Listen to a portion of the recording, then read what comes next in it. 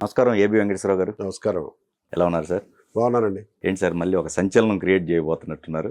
సంచలనం ఏమో కానీ నాకైతే ఒక రిలీఫ్గా ఉంది.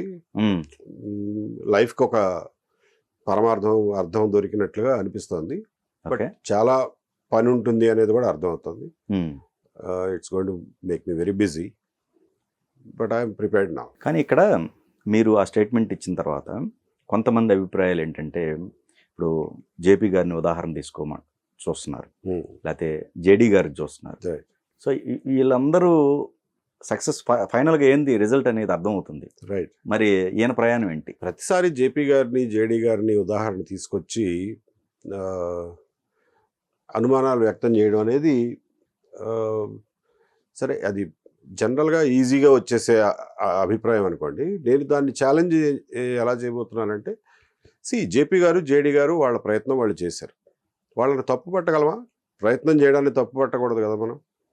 వాళ్ళ ప్రయత్నాలు వాళ్ళు చేశారు, ఎక్కడ దాకా వెళ్ళాలో అక్కడ దాకా వెళ్ళారు, ఇంకా కొనసాగిస్తున్నారు వాళ్ళ సొంత స్టైల్లో. దానివల్ల ప్రజలకు వచ్చిన నష్టం అయితే ఏం లేదు కదా. సో దాన్ని నిరాశావాదం కోసం తీసుకోకూడదు. ఆ ఎగ్జాంపుల్ దాన్ని స్ఫూర్తిగా తీసుకుని, ఓకే వాళ్ళు చేసింది ఎక్కడ దాకా చేశారు, ఎందుకు ఆపేశారు, లేకపోతే ఏం చేస్తున్నారు, అందులో ఉన్న లోటుపాట్లు ఏంటి అనేవి తెలుసుకుని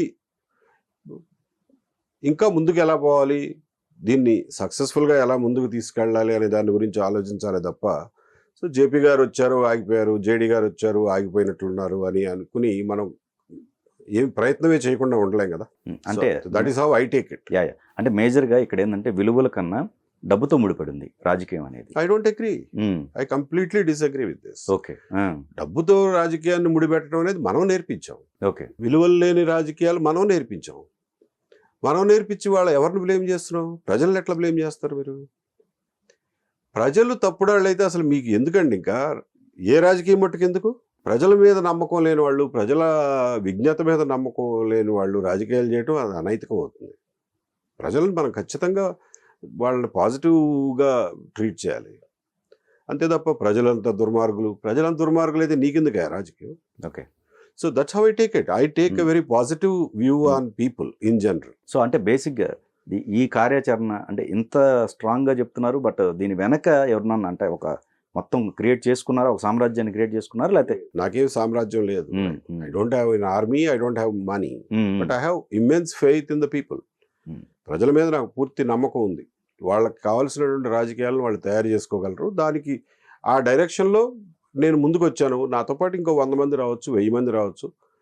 వాళ్ళందరినీ కూడగట్టుకుని ముందుకు పోవాలి. ఒక్కడనే నేనేదో చేసేస్తానని చెప్పి నేను ప్రగల్భాలు పలకడం లేదు. బట్ ప్రయత్నం అయితే ఎవరో ఒకళ్ళ ద్వారానే జరగాలి కదా. ఇప్పుడు మీకు ఆశించిన పదవి ఏదైతే ఉందో అది దక్కకపోవటం వల్ల ఈ స్టేట్మెంట్లు పాస్ పదవి ఇచ్చారు కదండి, అది అన్యాయం అవుతుంది. ఇచ్చారు కదా. నా లైఫ్ గోల్స్కి అది దూరంగా ఉంది కాబట్టి దాన్ని రిజెక్ట్ చేశాను, అంతే తప్ప పదవిలో ఏదో తప్పు ఉందని కాదు. నా లైఫ్ గోల్ చిన్నది కదండి, మీరు ఆశించింది కాదు. చిన్న పెద్ద అనేది ఇష్యూ కాదు. నా లైఫ్ గోల్కి అది సరిపడదు. ఓకే. ఓకే. సో పోనీ ఆ పదవి ఇష్టం లేకపోతే నోరు మూసి కూర్చోవచ్చు కదా, నాకెందుకు ఈ పని? This is my life goal. కానీ ఇంకోటి వినిపిస్తుంది సార్, ఏవైతే గత ప్రభుత్వంలో కొన్ని జరిగిన అన్యాయాలు కావచ్చు, అరాచకాలకు కావచ్చు, ఇప్పటికీ కూడా కూటమి ఎందుకు సైలెంట్గా ఉంటుంది? దానివల్ల ఆ నిరాశతో కొంతమంది వ్యక్తులు ఇలాంటి ఇప్పుడు మిమ్మల్ని కొంత సోషల్ మాధ్యమాల్లో బాగా వైరల్ చేశారు. మీరుండండి, మీరు ఒక టీమ్గా ఉంటే కొంచెం వీటన్నిటికి చెక్ పాయింట్ పెడతారు, ఇలాంటివి వినిపించాయి. సో ఇది కూడా అనుకోవచ్చా? సోషల్ మీడియాలో వచ్చిన వాటిని పురిగొల్పితే ఒక నిర్ణయం తీసుకునేంత అమాయకుండా కాదు కదా. సో అది నాలోంచి రావాలి. ఎన్నో సంఘటనలు ఉన్నాయి. That fire has to come from within. So దాని మీద ప్రభుత్వం ఏం చేస్తుందో ఏం చేయట్లేదో, నేను చేయగలిగింది, నేను చేయాల్సింది నేను చేస్తాను. దాన్ని వాళ్ళు ముందుకు తీసుకెళ్తే మోస్ట్ వెల్కమ్. ముందుకు తీసుకెళ్తే అంటే మీ ఇంటర్నల్ ఫీలింగ్ అదే అవ్వచ్చా? కాదండి. నేను ఒక ఇష్యూని టేకప్ చేశాను, ఈ విషయంలో న్యాయం జరగలేదు అని చెప్పాను. చెప్పినప్పుడు దాన్ని వాళ్ళు న్యాయం జరిగేలాగా చేస్తే నా కృషి ఫలించినట్లే కదా అంటున్నా. ఎందుకు స్పెసిఫిక్గా కోడికత్తి సీని గారి దగ్గర నుంచే స్టార్ట్ చేశారు? ఎక్కడో చోట స్టార్ట్ చేయాలి కదా. అట్లా చూసుకుంటే అమరావతి రైతులు ఉన్నారు. రైట్. అమరావతి రైతులు ఉన్నారు. కోడికత్తి శ్రీనికి ఒక ప్రత్యేక విశిష్టత ఏమున్నదంటే, జగన్మోహన్ రెడ్డి గారు అధికారంలోకి రాకముందే బాధితుడైన వాడు. ఓకే. శ్రీనివాస్. సో అక్కడి నుంచి స్టార్ట్ చేద్దాం లాజికల్గా, that is the starting point of the victimhood under Jaganmohan Reddy గారు అని అక్కడి నుంచి స్టార్ట్ చేశాం. రెండోది అది మరీ దయనీయమైనటువంటి పరిస్థితి. ఒక దళిత కుటుంబం, కుర్రాడు, అడిగి బోల్డంత భవిష్యత్తు ఉంది, తల్లిదండ్రులు అసలు బాగా ముసలాళ్ళు అయిపోయారు, ఏం చేసుకోలేని పరిస్థితి, అప్పుల్లో కూరుకుపోయారు. సో వాళ్ళు that's the most appropriate case to take up అని అక్కడి నుంచి స్టార్ట్ చేశాం. అలాంటి కేసెస్ చాలా ఉన్నాయి కదండి. చాలా ఉన్నాయండి, చాలా ఉన్నాయి. అందుకనే బోల్డంత వర్క్ ఉంది అంటున్నా. కానీ లాస్ట్ మినిట్లో కూడా మీరు వైనాట్ 175 అని చెప్పి సిద్ధమైనట్టు ఆ సమయంలో మీరు అటు రిగ్గింగ్ కావచ్చు, ఇంకో చోట ఎక్కడ కూడా ఇది కాకుండా మానిటరింగ్ చేసి అంత చేసిన మీరు ఆ పార్టీ పరంగా ఉండాల్సిన వ్యక్తి ఇలా ఎందుకు నిర్ణయం తీసుకుంటున్నారా? లేకపోతే ఇదేంటి, దీని వెనక ఏమైనా స్ట్రాటజీ ఉందా? మీరు అనుకున్నట్టుగా స్ట్రాటజీ అయితే ఏమీ లేదు. What you get is what you see, nothing more nothing less. ఏమీ లేదు దీని వెనక ముందు ఏమీ లేదు. నేను పారదర్శకంగా ఉన్నాను. ఏదన్నా దాచి పెడుతున్నా లేదు, అదే చెప్తున్నా. ఓకే, మీ అనుమానమే తప్ప నేను ఏం చెప్పగలను ఏమి లేనప్పుడు. కానీ ఒంటరి పోరాటమే అనుకోవాలి. ప్రత్యక్ష రాజకీయాలు అంటే ఇప్పుడున్న పరిస్థితుల్లో ఒంటరి పోరాటమే అనుకోవాలి. ప్రస్తుతానికి ఒంటరి పోరాటమేనండి. నీటి బొట్లు అన్ని కలిస్తేనే కదా సముద్రం అయ్యేది. సో ఇంకా నీటి బొట్లు కలవాలి కదా, ఆ దిశగా నేను ఇంకా వర్క్ స్టార్ట్ చేయాలి కదా. Lot of people are calling, some people are saying మేము కూడా మీతో పనిచేస్తామండి అంటున్నారు. ఏ స్థాయిలో పనిచేస్తారో నాకు తెలీదు. అసలు నేను వాళ్ళతో డీటెయిల్గా మాట్లాడడానికి కూడా నాకు టైం దొరకలేదు. సో వాళ్ళందరితో మాట్లాడి ఎంతమంది బయటకు వచ్చి పని చేయగలుగుతారో, ఎంతమంది నైతిక మద్దతు ఇస్తారో అనేది చూసుకుని దాన్ని బట్టి ముందుకు పోవడమే. ఎనీ రీజన్ సార్ ఈ నిర్ణయం తీసుకోవడానికి? ఏదైనా రీజన్ ఉందా? ఇదే రీజను. గత 5 సంవత్సరాల్లో జరిగినటువంటి దుర్మార్గం, విధ్వంసం తిరిగి ఎట్టి పరిస్థితుల్లోనూ ఆంధ్రప్రదేశ్ రాష్ట్రం కానీ సమాజం కానీ భరించే పరిస్థితిలో లేదు. సో ఆ ప్రమాదం నుంచి రాష్ట్రాన్ని కాపాడుకోవాలన్న ఒక్క నిర్ణయం తప్ప, ఒక్క నిశ్చయమైన నిర్ణయం తప్ప ఇంకేది కారణం కాదు. సో దానికి ఇప్పుడు కూటమి వచ్చింది, మీరు అనుకున్న దాని ప్రకారం కూటమి వచ్చింది, రైట్? మరి ఓకే కదా, దానికి ఫుల్ స్టాప్ పడినట్టే కదా. ఆలోచనలకు కావచ్చు మీరు ఎట్లా అవుతుంది? ప్రమాదం అనేది ఇంకా అలాగే ఉంది కదా. సో దానికి ఎవరు ఏది చేయగలిగితే, కూటమి ప్రభుత్వం చేసేది వాళ్ళు చేస్తారు, నాలాంటి వాళ్ళు చేసేది నాలాంటి వాళ్ళు చేస్తారు. ఓకే, ఒక్కరే చేయాలని ఉంది.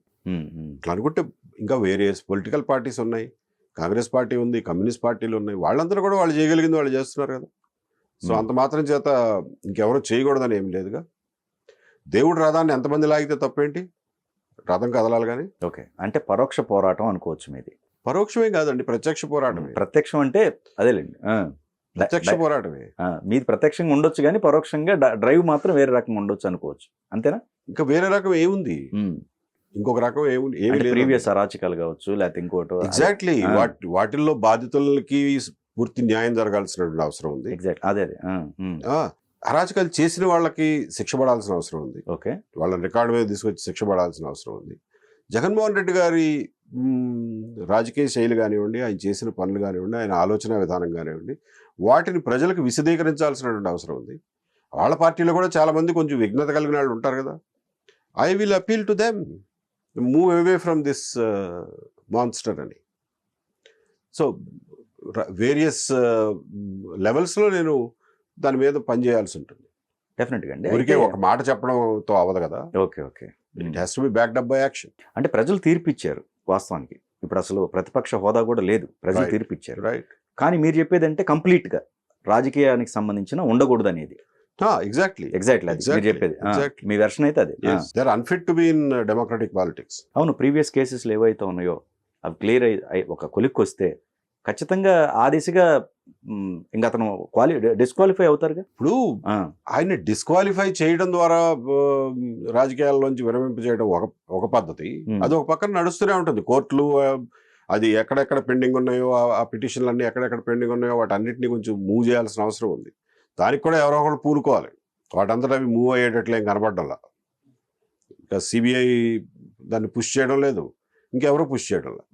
సో ఆ విషయంలో కూడా ఎవరో ఒకరు కొంత చొరవ తీసుకోవాల్సిన అవసరం ఉంది. సో ఈ రంగంలో నిష్ణాతులైన వాళ్ళు కొంచెం దగ్గర తీసి వాళ్ళని ఒక టీం చేసి, బాబు ఇది మీరు చూసుకోండి, దీన్ని కొంచెం పుష్ చేయండి అని చెప్పాల్సిన అవసరం ఉంది. అలాగే రాజకీయంగా కూడా ఒక ఇది తప్పు, ఇది దుర్మార్గం, ఇది అణచివేత అని మనం అనుకున్నప్పుడు దాన్ని ఎక్స్పోజ్ చేయాల్సిన పని ఉంది కదా. ప్రజల్లో చైతన్యం అల్టిమేట్లీ పీపుల్ కదా డిసైడ్ చేయాల్సింది. Right. నేను నా ఒక్కడ ఓటుతో ఏమి కాదు కదా. సో ప్రజల్ని చైతన్యపరచడం ముఖ్యం. కానీ నిజంగా మీది బాధాకరమైన విషయం అండి. ఏది మే 31 అసలు వన్ డే అంటే ఆల్మోస్ట్ 5 yearsలో ఇదొక రికార్డే చరిత్రలో. కరెక్టే. అవునండి. ఎంత సఫర్ అయి ఉంటారు. I suffered but it's over now. That phase is over. అవునవును. దాన్ని మనసులో పెట్టుకుని లేదా దాన్ని తలుచుకుని వెక్కి ఏడ్చే మనిషిని కాదు నేను. అవును, పోరాడారు. అవును, అయిపోయింది. కానీ మీరు చూసినట్టయితే ఈ మధ్య జగన్ గారి వ్యాఖ్యలు కూడా బట్టలు ఓడదీస్తాం నేను వచ్చానంటే అనే పదజాలం కొంచెం తీవ్రమైనటువంటి, అంటే ఇటు పోలీస్ సంఘాలు కావచ్చు, మిగతా వాళ్ళందరూ కూడా బయటకు వచ్చి మాట్లాడుతున్నారు. ఏంటండి అది? మీరు ఎక్స్-సీఎం అయి ఉండి అలాంటి మాటలు మాట్లాడుతున్నారు ఏంటి? నేను అనేది అదే. అది ఆయన స్టైల్, ఆయన క్యారెక్టర్. అది ఇదే కొత్తగా వచ్చింది కాదు. ఎప్పుడూ ఆయన క్యారెక్టర్ అలాగే ఉండింది. దుర్మార్గమైన మాటలు మాట్లాడటం, దుర్మార్గమైనటువంటి పచ్చి అబద్ధాలు చెప్పడం, ఎదుటి వాళ్ళ మీద బురద పోయటం, వాళ్ళేమో దాన్ని డిఫెండ్ చేసుకోలేక చావడం, ఇవన్నీ మామూలే. 35 మంది డిఎస్పీలకి ప్రమోషన్లు ఇచ్చారు అన్యాయంగా అని చెప్పి ఒక దుర్మార్గమైన ఎలిగేషన్ వేస్తాడు. ముఖ్యంగా దాంట్లో కూడా మీ సామాజిక వర్గం అనేది నా పేరు కూడా రాస్తాడు, వీడియో ఉండి చేపించాడు అని. వచ్చింది. నేను సర్వీస్లో ఉన్నాను కాబట్టి ఐ కెనాట్ స్పీక్. దాన్ని పొలిటికల్ ఇష్యూ. సో పొలిటికల్గా ఎదుర్కోవాలి దాన్ని. ఎక్కువగా టార్గెట్ మీ సామాజిక వర్గానికి ఎక్కువ టార్గెట్ అనుకోవచ్చా ఆ 5 yearsలో? 5 yearsలో ఆయన స్పెసిఫిక్గా ఒక పర్టికులర్ కమ్యూనిటీని టార్గెట్ చేశాడు. అది కోపంతో చేశాడో స్ట్రాటజిక్గా చేశాడో కూడా తెలియదు మనకి. వీళ్ళని టార్గెట్ చేస్తే వేరే వాళ్ళు నాకు దగ్గర అవుతారని ఏమన్నా దుర్మార్గపు ఆలోచన ఏమైనా చేశాడేమో తెలియదు. కానీ ఏం జరిగినా కానీ మొత్తానికి అది సమాజానికి చాలా చేటు చేసింది. సామాజిక విధ్వంసంలో అది ఒక ముఖ్యమైనటువంటి భాగం.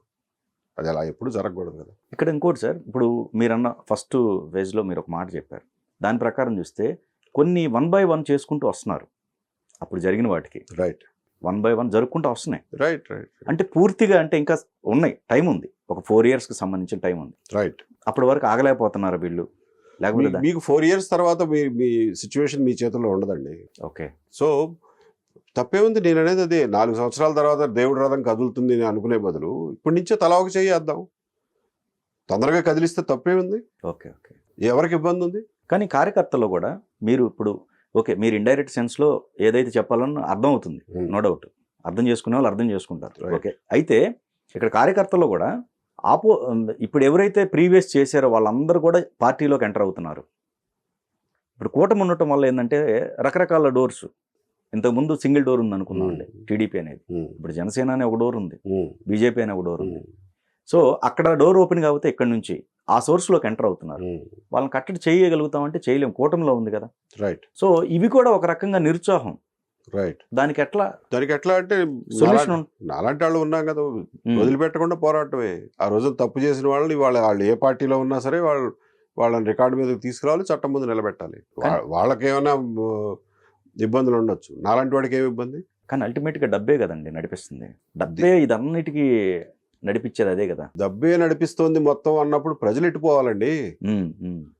డబ్బు లేని ప్రజలు ఎట్టుపోవాలి. ప్రజలకు ఒక మార్గం ఉండాలిగా.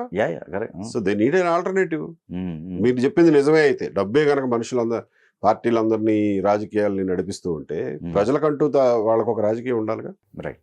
That is an alternative I would be proposing. అంటే ఎట్లా ఉంటే కార్యాచరణ ఉంటుందండి మీది? నేను వివరాల్లోకి పోలేను, ఎందుకంటే నా దగ్గర నేను కూడా ఇంకా ఒక హితమిద్దమైనటువంటి ఆలోచనకి ఫ్రీజ్ అవ్వాల. So I'm still open to various ways of building it up. Okay. So నేను మాట్లాడి కొంతమంది ఎవరైతే ఇంట్రెస్ట్ చూపించారో వాళ్ళతోనే మాట్లాడి వాళ్ళు రెస్పాన్స్ని బట్టి ఎలా బిల్డ్ చేసుకుని పోవడమే. ఇది ఒక దీర్ఘమైనటువంటి పోరాటం అండి. అంతేగాని వచ్చే ఎలక్షన్లలో ఈ రిజల్ట్ కావాలి అని చెప్పి నేనేమి ఒక గోల్ పెట్టుకోలే. న్యాయ పోరాటం మీదని గోల్ ఏంటంటే ప్రజల కోసం పనిచేయాలి. ఓకే. ఈ దుర్మార్గం మళ్ళీ జరగకూడదు, అది ఫస్ట్ ప్రయారిటీ. ఆ దుర్మార్గానికి బలైపోయిన వాళ్ళకి న్యాయం జరగాలి. ఆ క్రమంలో పొలిటికల్గా ఇప్పుడు సమకాలీన ఇష్యూస్ మీద వాటి మీద స్పందించాల్సి వస్తుంది. స్పందించాల్సి వచ్చినప్పుడు స్పందిస్తాను. దాని మీద కూడా అలాంటి తప్పులు మళ్ళా జరగకుండా చూసుకోవాలి. కానీ ఈ మధ్య మీరు స్టేట్మెంట్లు ఉన్నట్టయితే జగన్మోహన్ రెడ్డి గారు రెడ్ బుక్ రాజ్యాంగం అంటున్నారు. ఇప్పుడు నడుస్తుంది అదే అని. అంతకుముందు చంద్రబాబు నాయుడు గారు కూడా రాజారెడ్డి రాజ్యాంగం అన్నారు. రైట్. సో కంపేర్ చేసుకుంటున్నప్పుడు అంత దారుణమైన సిచ్యువేషన్ ఇప్పుడు జరుగుతుందండి. ఇంతకుముందు గత ప్రభుత్వపు బాధితులు ఉన్నారు, వాళ్ళకి న్యాయం చేయడం కోసం మనకు ఉన్నటువంటి చట్టాలు చాలు. అంతకు మించిన కొత్త రాజ్యాంగం తేవాల్సిన అవసరమే లేదు. వాళ్ళకి న్యాయం చేయడానికి దానికి ఆ దుర్మార్గాలకు పాల్పడినటువంటి వ్యక్తులు కానీ, పార్టీ వాళ్ళు కావచ్చు, బయట వాళ్ళు కావచ్చు, ఆఫీసర్లు కావచ్చు, ఎవరైనా సరే పాల్పడిన వాళ్ళని శిక్షించడానికి కానీ మన దగ్గర ఉన్న చట్టాలు సరిపోతాయి. ఇంకా కొత్త రాజ్యాంగాలు, రెడ్ బుక్ రాజ్యాంగాలు అవసరమే ఉండదు. ఇది ఒక పొలిటికల్ రెటరిక్లో భాగంగా వాళ్ళు ఏదో ఒకటి మాట్లాడుతూ ఉండొచ్చు, కానీ బట్ ఉన్న చట్టాల ద్వారా చేయాల్సిన పనులు చేయొచ్చు. Okay okay. కానీ అంతకుముందు జరిగింది అసలు అంతకుముందు జరిగింది దాన్ని రాజారెడ్డి రాజ్యాంగం అంటామో, రాజ్యాంగ విలువల విధ్వంసం అంటారో, కానీ అసలు ఏ విలువలకి వాళ్ళు, ఏ సంప్రదాయానికి వాళ్ళు విలువ ఇచ్చారు? స్టేట్ ఎలక్షన్ కమిషనర్ని రాత్రికి రాత్రి ఆర్డినెన్స్ ఇచ్చి తీసేసి ఒక 80 ఏళ్ల ముసలాయన్ని తమిళనాడు నుంచి ఇంపోర్ట్ చేసుకుని వచ్చి గవర్నర్ ముందు ప్రమాణ స్వీకారం చేయిస్తారండి. ఏ విలువ అసలు అది? ఏ రాజ్యాంగ విలువది? అక్కడే కదా, అదే కదా, ఎవరైనా కావచ్చు. సామాజిక ముద్ర అక్కడే కదా. సరే, సామాజికమో మన్నో మశానమో అసలు అటువంటి పని చేయొచ్చా? రైట్. ఎంత దుర్మార్గం అది! అంటే ఎక్కడ దాకా పోయారు? రమేష్ గారిది. సో ఎక్కడన్నా కని విని ఎరిగామా కదా, ఊహించగలమా అసలు అంత దుర్మార్గం ఎవరైనా చేయగలరని? చేశారు వీళ్ళు. రైట్. అలాంటివి మళ్ళా జరిగితే ఎంత ప్రమాదం సమాజానికి. సరే, అదృష్టవశాత్తు కోర్టులు అవి కొట్టేసినాయి, అది వేరే విషయం. రేపు ఇంకోటి చేస్తారు. బట్ ఇప్పుడైతే మీరు అనుకున్నట్టు అమరావతి ఆ రోజు ఉద్యమం చేసినప్పటికి ఇప్పుడు ఎక్స్పాన్షన్ అవుతుంది, ఇంకా ల్యాండ్కి సంబంధించింది జరుగుతుంది. సో అమరావతి రైతులు కూడా హ్యాపీగానే ఉన్నారు. ఒక రాజధాని ముఖ్యంగా ఆంధ్రులకు ఏదైతే ఉందో వాళ్ళ కళ నెరవేరే విధంగా ఈ 4 years జరుగుతూనే ఉంటుంది. రైట్ కదా. కానీ మీరు అనేది ఏంటంటే వాటిల్లో సక్రమంగా జరగాలంటే అసలు వీళ్ళు పూర్తిగా ఉండకూడదు. రాజకీయాలకు సంబంధించి వాళ్ళకి అధికారం రావడం అనే దాన్ని ఆంధ్రప్రదేశ్ ప్రజలు కానీ రాష్ట్రం కానీ భరించలేరు. ఇప్పటికే పుట్టిన దెబ్బ నుంచి కోలుకోవడానికే మనకి ఎన్ని సంవత్సరాలు పడుతుందో మనకు తెలియదు. In fact I'm looking forward to the government. ఇప్పుడు జరిగిన నష్టం ఏంటి, దాన్ని ఎలా పూడ్చుకోగలం, ఎన్ని రోజుల్లో పూడ్చుకోగలం, దానికి ఉన్న మార్గం ఏమిటి అనే దాని మీద ఇవాళగైతే ఒక సంవత్సరానికో లేకపోతే 6 నెలలకైనా కానీ government should కమ్అట్ with a statement. ఎప్పటికి కోలుకుంటాం అనేది, ఎలా కోలుకుంటాం, ఏం చేయబోతున్నారు అనేది చెప్తే ప్రజలకు కొంత మనశ్శాంతిగా ఉంటుంది. లేకపోతే ఇప్పుడు తెచ్చిన అప్పులకి వడ్డీలు కట్టడానికే సరిపోతున్నాయా? రైట్. డబ్బులు ₹1 మిగలట్లేదు కదా. స్టేట్స్ ఓన్ ట్యాక్సెస్ నుంచి కానీ వాటి గురించి కానీ ఏం డబ్బులు మిగలట్లేదు. స్టేట్స్ ఓన్ రెవెన్యూ నుంచి ఎలా ముందుకు పోతాం? పొద్దున్న రోడ్లు వేయాలన్నా, ఇంకోటి వేయాలన్నా ఎలా ముందుకు పోబోతున్నాం అనే దాని మీద ఇప్పటికే ఆందోళన ఉంది ప్రజల్లో. దాన్ని కొంచెం తెరదించాలి, దాని మీద కొంచెం చర్చ నిర్వహించినా మంచిదే. అవేర్నెస్ అంటే ఫ్రీ బీజ్ బాగా అలవాటు పడ్డారు కదండి. ఒక్క గవర్నమెంట్ వల్లే కాదు కదా, అసలు ఐడియాస్ ఎవరి మోనోపలి కాదుగా. సో దీంట్లో కొంచెం పబ్లిక్ ఫైనాన్స్ లో కానీ ఇటువంటి ఇష్యూస్ లో నిష్ణాతులైన వాళ్ళని కూర్చోబెట్టి ఒక రోజో 2 రోజుల్లో మీరు మాట్లాడుకోండి, you come up with some suggestions how we can go about this అనేది రావాలిగా. ఇప్పుడు విధ్వంసం నుంచి తేరుకోవడానికి కేవలం గవర్నమెంట్ మీదే నమ్ముకుంటే కుదరదు కదండి. పౌర సమాజం, సివిల్ సొసైటీ కూడా దానికి ఎంతో కొంత కంట్రిబ్యూట్ చేయాలిగా. ఆ కంట్రిబ్యూషన్ని గవర్నమెంట్ కూడా ఆహ్వానించాలి కదా, దాన్ని కూడా పరిగణనలోకి తీసుకోవాలి కదా. సో ఇవన్నీ చేయాల్సినవి చాలా ఉన్నాయి. కానీ మీరు విధ్వంసం అనుకుంటున్నారు, కానీ వాళ్ళు ఏమంటున్నారంటే సంక్షేమం, మేము ఇచ్చిన ఫ్రీ బీజ్ అది నెవర్ జరగదు, ఎవరు చేయలేరు. అసలు ఇది అక్కడతో ఎందుకు ఆపేశారు వాళ్ళు? అంత తక్కువ ఎందుకు ఇచ్చారు? ఇంకా ఇచ్చే పని కదా. ఇంకా ఎక్కువ ఇస్తే ఇంకెక్కువ సంక్షేమం జరిగేదా కాదా చెప్పండి. అదే స్కేల్ ప్రకారం ఇప్పుడు ఎంత ఇచ్చారు? పెన్షన్ ఒక 3,000 ఇచ్చారు అనుకోండి. 3,000 ఇచ్చారు. చివరికి 2,000 నుంచి 250 పెంచుకుంటారు. 3,000 ఇచ్చారు. ఏం 3,000 ఎందుకు? ఏదో 3,000 5,000 ఇచ్చే పని కదా. అమ్మ ఒడి అని 15,000 ఇచ్చారు. 15,000కి ఏ మూలకు వస్తుందండి వాళ్ళ పిల్లల్ని పెంచడానికి? స్కూల్ ఫీజు ఒకటే కదా, వాళ్ళకి తిండి పెట్టాలి కదా, వాళ్ళకి బట్టలు కొని పెట్టాలి కదా. ఇప్పుడు అన్నిటికి కలిపి 30,000 ఇచ్చే పని కదా. ఎంతమంది పిల్లలు ఉంటే అంతమందికి ఇచ్చే పని కదా. ఎందుకు ఇవ్వలా? అసలు సంక్షేమం అక్కడతోనే ఎందుకు ఆపేశారు? అదంత గొప్పదైనప్పుడు, అదొక్కటే ప్రజలు బాగుపడడానికి మార్గమైనప్పుడు. అదే అంటే ఇంతకు ముందు అది కూడా జరగలేదు కదా. దానికి ఏమన్నా అంతుందా? అంతకుముందు జరగలేదు, మీరు చేశారు, మీరు ఇది ఒకటే పని చేసి మేము ఇది ఒకటే గొప్ప పని చేసాం అంటున్నారు. అది చాలు అంటున్నారు. అదేం సరిపోతుంది, ఇంకా ఇవ్వచ్చు కదా అంటున్నాను నేను. ఎందుకు ఇవ్వలేకపోయారు ఇంకా? Because the money is limited. ఆ డబ్బులు నువ్వు ఏం చేస్తావు అన్నది నీ విజ్ఞత మీద ఆధారపడి ఉంటుంది. ఆ డబ్బు మొత్తం పంచిపెట్టేస్తానంటే అది ఎంత పని? ఒక గుమస్తానికి అప్పచెబితే వాళ్ళని చేస్తారు. ఓకే, అందులో పరిపాలన ఏముంది, విజ్ఞత ఏముంది, ముందు చూపు ఏముంది, దార్శనికత ఏముంది? ఒక అకౌంట్ మీ ఆఫీసులో అకౌంట్స్ ఆఫీసర్కి ఇచ్చినా కానీ పంచిపెట్టేస్తాడు కదండి. 4 కోట్ల మంది ప్రజలు, ఓకే, ఈ క్రైటీరియా ప్రకారం దీనికి 1 కోటి మంది అర్హులు, దీనికి 1 50 లక్షల మంది అర్హులు, దీనికి 1,50 లక్షల మంది అర్హులు, సరే తలకాస పంచిపెట్టేయండి. ఓకే, అది కాదు చేసింది. వాస్తవానికి అది కాదు జరిగింది. ఈ పప్పు బెల్లాలు పంచిపెట్టుకుంటూ వేలు లక్షల కోట్ల రూపాయలు దోచేశారు సంక్షేమ పేరుతో. సంక్షేమం ఒక పక్కన ఇస్తున్నామని చెబుతూ ఆ మబ్బులో జనాలను పెట్టి లక్షల కోట్లు దోచేశారు. మద్యంలో కానివ్వండి, మైనింగ్లో కానివ్వండి, శాండ్లో కానివ్వండి, ఇంకో దాంట్లో కానివ్వండి, డబ్బు దోచేశారు. ఇక్కడ లోకల్ ఏరియాల్లో ఏది ఇండ్ల కోసం సెంటు భూములు సేకరణ కానివ్వండి, ఆ ఇళ్ళు కట్టడానికి మళ్ళీ కాంట్రాక్ట్లు కానివ్వండి, వీటన్నిటిలో లక్షల కోట్లు డబ్బు దోచేశారు. అది జరిగింది. దానికి ఈ మీకు సంక్షేమం ఎవడన్నా మాడితే మీకు సంక్షేమం ఇచ్చాం కదా అంటాడు. ఈ దోపిడీ సంగతి ఏమిటి? అది ఎవరి డబ్బు? కాబట్టి ఇది వాళ్ళ రాజకీయం. అందుకనే అది చాలా డేంజరస్ అంటున్నా. కానీ ఆచరణలో చూడాలనుకుంటే అండి, ఇప్పటికీ కొన్ని ప్లేసెస్లో అంటే కష్టం, అందరినీ తీసేయాలన్నా కానీ కష్టం.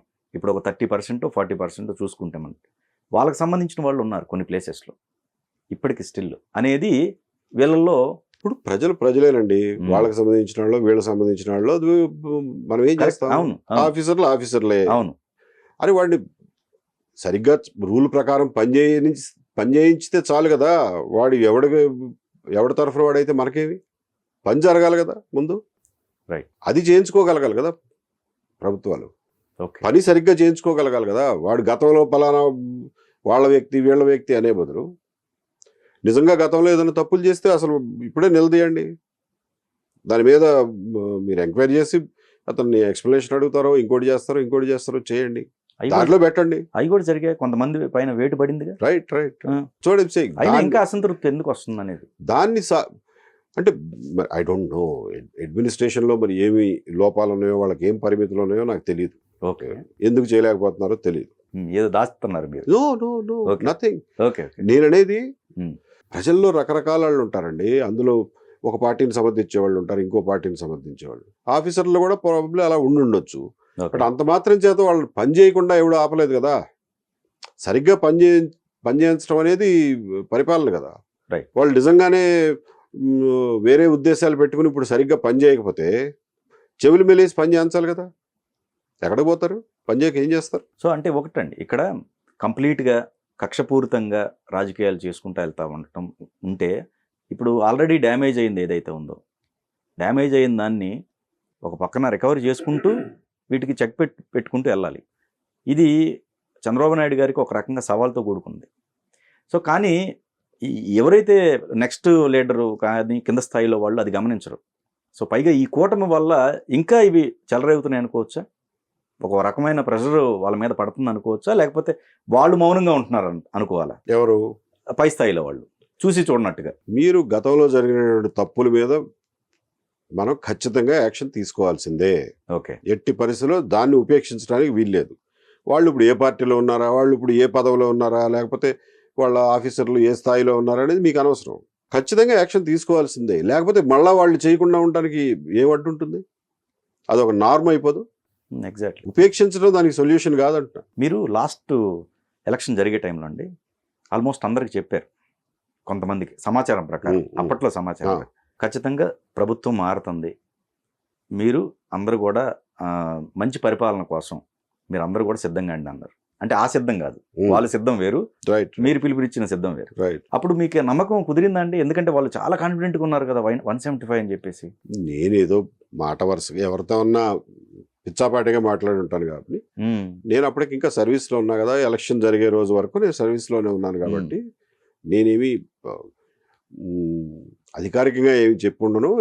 మనలాగా ఫ్రెండ్స్తో మాట్లాడినప్పుడు ఎప్పుడైనా అనుకుని ఉండొచ్చు. Okay. But I was quite confident in my mind. Okay. I was 100% confident. ప్రజల అభిప్రాయం తెలుస్తోంది. ఇన్ఫ్యాక్ట్ మీకు ఆ ఎమ్మెల్సీ ఎలక్షన్లలో మీకు చాలా క్లారిటీ వచ్చేసింది. Correct. That was the best sample, real life sample. And ఉద్యోగస్తులు అందరూ ఆ సమ్మె కావచ్చు, ఉద్యోగస్తులు గ్రాడ్యుయేట్స్ కాన్స్టిట్యూన్సీస్ కదా మొత్తం అందరూ విజయవాడలో అసెంబ్లీ అయింది. సమ్మె, ఎస్, ఉద్యోగస్తుల సమ్మె. అది ఉద్యోగస్తుల సమ్మె ఎప్పుడో జరిగింది, 23లోనే జరిగింది. 1 by 1 23 జనవరిలోనే ఎప్పుడో జరిగిన ఎలక్షన్స్ లో the trend was very clear. ఎందుకంటే 3 రీజన్స్ లోనే జరిగినాయి కదా, east Rayalaseema, west Rayalaseema, then Uttarandhra, 3 చోట్ల జరిగింది ఒకేసారి ఎలక్షన్. 3 ఎలక్షన్లలోనూ క్లియర్గా కనిపించింది ప్రజాభిప్రాయం. సో మీరు ప్రీవియస్ కూడా చూశారండి రాజకీయాలు, అంతకు ముందు కూడా రాజశేఖర రెడ్డి గారు కావచ్చు, మిగతా అన్ని చూశారు. సో ఇంత వరస్ట్గా ఏది లేదంటారా? No, never. అసలు ఆంధ్రప్రదేశ్లో ఇంత దుర్మార్గమైనటువంటి రాజకీయాలు చేసినటువంటి వేరే పార్టీ లేదు, వేరే నాయకులు ఎవరు లేరు. సో ఈ యాక్టివిటీస్ అన్నీ కూడా రేపు మళ్ళీ బలపడటం కోసం చేసే ప్రయత్నాలు అనుకోవాలా? అంటే ఏ గవర్నమెంట్ అయితే ఇప్పుడు రన్ అవుతుందో ఆ గవర్నమెంట్ని సుస్థిరపరచడానికి ఈ యొక్క ప్రయత్నాలు అనుకోవచ్చుగా? No, that is not the intent. Okay. దీని సైడ్ ఎఫెక్ట్ అది అలా అయితే నేనేం చెప్పగలను, దానికి నేనేం చేయగలను. That's not the intended. But దానివల్ల కొన్ని పనుల వల్ల, కొన్ని సంఘటనల వల్ల, కొందరు చేసే పనుల వల్ల కొందరికి లాభించవచ్చు, కొంతమంది నష్టం జరగచ్చు. సో దాని కాన్సిక్వెన్సెస్ నేను ఇప్పుడే ఏమి ప్రిడిక్ట్ చేసి చెప్పలేను. కానీ ఎక్కువ శాతం అండి మీ గురించి అయితే ఇప్పుడు తెలుగుదేశం పార్టీలో కానీ వీళ్ళలో కానీ చాలా వరకు కూడా బ్యాక్ ఎండ్ ఆయన ఉండి ముందుకు నడిపితే చాలా వరకు కూడా కేసెస్కి సంబంధించి ఆయన పందాలు వెళ్ళిపోతూ ఉంటారు అని చెప్పేసి ఒక టాక్ నడుస్తూ ఉంది. అది మీ దాకా వచ్చి ఉంటుంది. ఒకవేళ అలాంటిది ఏదైనా జరిగింది అనుకోండి సార్, మీ నాయకత్వం వహిస్తారా? ఒకవేళ జరిగితే అలాంటిది ఏదన్నా? I don't know. Right now it is a hypothetical question. So I can't give you a clear answer to a hypothetical question. So it depends on what the proposal is. అంతేగాని I can't say yes or no right now. అంటే కార్యకర్తల అభిప్రాయాలు ఇవి. Correct. మీరు అభిప్రాయం కింద చెప్తున్నారు. I can't say unless there is a concrete proposal how to go about it. ఎక్కువ శాతం మీకు వస్తున్న ఏంటి సార్ కాల్స్ పరంగా వాళ్ళు చెప్పుకుంటుంది ఏంటి సార్? మీకు అంటే మీకు వచ్చిన బాధలు వాళ్ళు చెప్పుకుంటున్నాయి. ఓకే, రకరకాలు చెప్తున్నాను అనుకోండి. నా ఐ గాట్ సమ్ 1000 కాల్స్. నేను ఆ 7816020048 నంబర్ ఇచ్చి దానికి మెసేజ్లు పంపండి మహాప్రభు అన్నా. చాలా మంది కాల్స్ చేస్తున్నారు. నేను ఎక్కడ అటెండ్ అవ్వగలను? 1000 మంది కాల్స్. సో 1000 కాల్స్ అక్కడ పడి ఉన్నాయి. ఒక 1500 వరకు మెసేజెస్ ఉన్నాయి. సో ఆ మెసేజెస్ అన్ని ఓపెన్ చేసి చూడడానికి కూడా ఇంకా టైం దొరకలేదు నాకు. కొంచెం అసిస్టెంట్స్ తీసుకుని అసిస్టెంట్ పెట్టుకుని చేసుకోవాలి. అది నా వల్ల అయ్యేటట్లు కాదు ఒక్కళ్ళ వల్ల. సో అవన్నీ చేసుకోవాలి. చూసిన తర్వాత వాళ్ళ మెసేజెస్ అన్ని చూసిన తర్వాత దెన్ అసలు వాళ్ళ మైండ్లో ఏముంది అనేది చూడాలి. Then I have to call them back and say what do you want to do? You want to walk with me or you want to just give your moral support ఏంటన్నది తెలుసుకోవాలి. దాన్ని బట్టి నేను ఫర్దర్ కార్యక్రమం నిర్ణయించుకోవాలి. ఎక్కువ శాతం అసంతృప్తి ఏ point of view? They are saying, lot of them are saying, అన్ని వర్గాల ప్రజల నుంచి అక్కడొక్క కాలు ఏమవుతుందంటే ఆ ఫోన్లో ల్యాండ్ అయినప్పుడు ఆ ఫోన్ ఎత్తకపోతే నా రెండో ఫోన్లోకి వచ్చేస్తున్నాను. Actually I have to disconnect that now. Okay. ఈ 2 ఫోన్లని ఎప్పుడన్నా ఎత్తుతున్నా ఈ ఫోన్లో, రెగ్యులర్గా వాడే ఫోన్లో ఎత్తినప్పుడు మేము పలానా సార్ మీరు తీసుకున్న నిర్ణయం సరైందే, మీ అవసరం ఉన్నట్టుగానే మాకు అనిపిస్తుంది అని చెప్పి వాళ్ళు అంటున్నారు. సరేనండి సుబ్బారావు, నాగేశ్వరరావు, ఇది మళ్ళీ మీతో కాంటాక్ట్లో ఉంటానులేండి అని చెప్తున్నాను. సో అలా there is a felt need for new blood to come in to politics.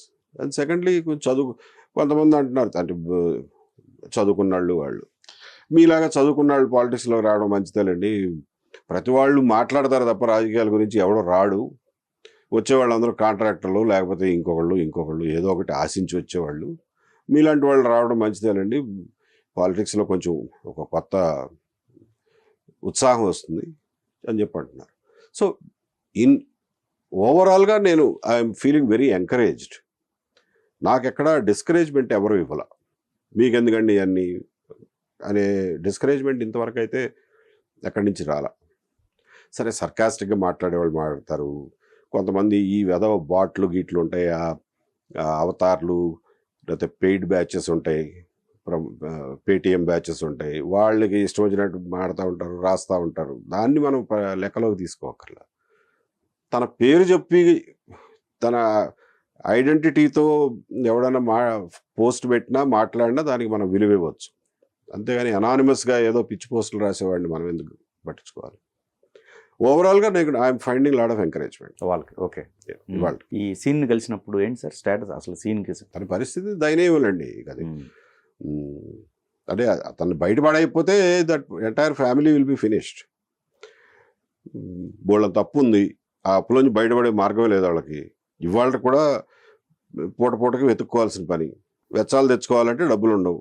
ఎవరో ఒకళ్ళని అడిగి 500 1000 రూపాయలు తెచ్చుకునే పరిస్థితి, కూలికి పోయే పరిస్థితి. ఇతనేమో ఉద్యోగం చేసే పరిస్థితి లేదు. ఇంకా బెయిల్ కండిషన్ల ప్రకారం వారం సంతకం పెట్టిపోవాలి. ఎక్కడ పోయి ఉద్యోగం చేసుకుంటాడు? సో అట్లా కూర్చుని ఉన్నాడు ఏం పని లేకుండా. 6 ఏళ్ల నుంచి ఆ వయసులో కుర్రాడు పని చేయకుండా కూర్చుంటే, వాడికి ఏదో ఒక స్కిల్ అయితే ఉంది కదా, ఆ స్కిల్ని బట్టి పని చేసుకోకుండా కూర్చుంటే ఎందుకు పనికి వస్తాడు? వాడి జీవితం ఏమైపోవాలి? అది పరిస్థితి. నేననేది ఏంటంటే అతను చేసిన తప్పుకి మోర్ దాన్ దట్ శిక్ష అనుభవించాడు. Now society has to give him a chance to restart his life. అంతేగాని కండెమ్ చేయకూడదు కదా మనిషి జీవితాన్ని. నేను ఎక్కడో అన్నట్టు ట్రాఫిక్ లైటు జంప్ చేసావని చెప్పి యావజ్జీవ కారాగార శిక్ష ఇస్తే ఎలా ఉంటుంది? నువ్వు తప్పు చేసావు కదా అంటే, చేశానాయా బాబు, తప్పు చేసిన దానికి దీనికి సాపత్యం ఉండాలిగా. ఇవన్నీ స్ట్రాటజీలు ఓకే అండి, రకరకాల స్ట్రాటజీలు వీటి మధ్య వెళ్తా ఉంది. ఇప్పుడు కూటమి ఒక స్టాండ్ మీద వెళ్ళిపోతా ఉంది. నమ్మకం ఉందా జగన్మోహన్ రెడ్డి గారు మళ్ళీ తిరిగి రాగలుగుతారు? ఒకవేళ ఏది వీటికి సంబంధించిన ఏమి జరగకపోయినా కానీ ఆయన వచ్చే ఛాన్స్ ఉందా అండి?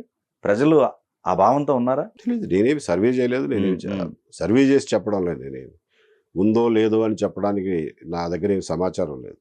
బట్ ఎట్టి పరిస్థితుల్లో రాకుండా చేయాలి, దానికోసం ఏం చేయాలో అది చేయాలి అనేది నా సంకల్పం. So okay. నెక్స్ట్ ఈ పార్టీ పరంగా అంటున్నారు. ఒకవేళ పార్టీ పరంగా అంటే ఏదన్నా నేమ్ అనుకున్నారండి? అనుకోలేదు సార్. ఆనెస్ట్లీ ఇంకా ఏమి ఆలోచించలేదు దాన్ని. కొంచెం టైం పడుతుందండి. మనం వాట్సాప్ యుగంలో ఉండి అన్ని రాత్రి అయిపోవాలని అనుకుంటాడు. సో టైం పడుతుంది. ఈ బృహత్ ప్రయత్నంలో ఒక్కొక్క స్టెప్ ముందుకు పోవాలి కదా. So it will take time. Announcement ఎప్పుడు జరగవచ్చు అది చెప్తున్నా. నాకు ఇతమితంగా తెలియదు. I don't know how long it will take. అంటే ఇప్పుడు కూటమికి మీరు దూరం అయ్యే ఛాన్సెస్ ఉంటుందా, లేకపోతే సపోర్టివ్గానే ఉంటారా? వ్యతిరేక భావజాలం వస్తుందా? I don't know. ఇప్పుడు నా పర్పస్ ఈజ్ వెరీ క్లియర్, నా ఇంటెంట్ ఈజ్ వెరీ క్లియర్. నా టార్గెట్ ఆడియన్స్ ప్రజలు. సో ఇంకో ఎవరికి దూరంగా ఉంటాం, ఎవరికి దగ్గరగా ఉంటాం అనేది అది నేను ఏమి చెప్పలేను. ఓకే. ప్రజల కోసం ఈ పర్టికులర్ ఆబ్జెక్టివ్ కోసం ఏం చేయాలో అది చేసుకుంటూ ముందుకు పోతుంటారు. కానీ ఒకటి మాత్రం క్లియర్గా అర్థమవుతుంది, జగన్మోహన్ రెడ్డి గారు నెక్స్ట్ టర్మ్లో ఉండటానికి వీల్లేదు రాజకీయాలకు సంబంధించి అనేది ప్రధానంగా చెప్పుకోవచ్చు. ఒకవేళ మీరు పార్టీ సిద్ధాంతం అయితే ఫస్ట్ అనుకోవచ్చు. కరెక్ట్. ఆ దిశగానే ప్రయత్నం.